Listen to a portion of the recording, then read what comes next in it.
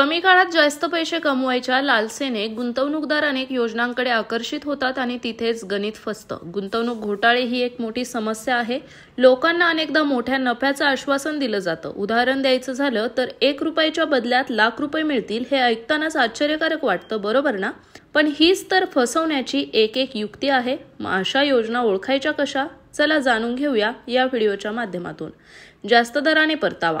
वर्षानुवर्ष अस्तित्वात असलेल्या बँका, वित्तीय संस्था जर ठराविक दरानेच व्याज देऊ करत असतील तर एखादी नवीन आलेली कंपनी किंवा व्यक्ती इतका मोठा परतावा गुंतवणुकीवर कशी देऊ करते ही शंका आपल्या डोक्यात यायलाच हवी।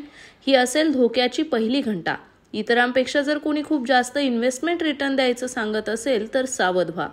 अनेक लोकांना सहभागी करायला लावणे। अशा योजनांमध्ये आणखीन एक गोष्ट केली जाते। सुरुवातीला काही काळ परतावा दिला जातो आणि तुमच्या मित्रमंडळींना, कुटुंबियांनाही यात सामील करून घ्या असा आग्रह धरला जातो। कधी आमच्या सेमिनारला या लगेच पैसे गुंतवायची गरज नाही, फक्त ऐकायला आहे असंही सांगितलं जातं। पैसे काढून घ्यायचे आहेत असं सांगितलं तर काहीतरी कारण देऊन तुम्हाला थांबून ठेवलं जातं। ही असेल धोक्याची दुसरी घंटा। कोणत्याही वित्तीय संस्था त्यांच्या गुंतवणूक योजनांवर किती परतावा मिळेल याची हमी देत नाहीत।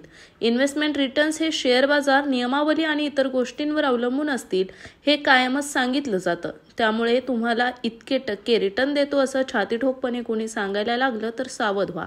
योजना वा व्यक्तीची विश्वासार्हता। योजना देणारी व्यक्ती कोण आहे? ती तुमच्या भागात कधीपासून आहे? तिची नोंदणी सेबी सोबत किंवा कोणत्या ब्रोकिंग फर्म्स किंवा वित्तीय संस्थांकडे आहे का? तुम्हाला ऑफर होत असलेली योजना सेबी, IRDA नोंदणीकृत आहे का? या गोष्टी तपासायलाच हव्यात। त्या व्यक्तीचे कागद, लेटर हेड, नावाचे शिक्के यावर विश्वास ठेवू नका। त्यात कोणते नोंदणी क्रमांक आहेत का हे तपासा। सगळ्या मान्यताप्राप्त संस्था त्यांच्या गुंतवणूक पद्धती म्हणजे तुमचे पैसे कशात गुंतवले जाणार याविषयी या योजनांमधल्या धोक्यांविषयी अगदी स्पष्टपणे सगळं सांगतात।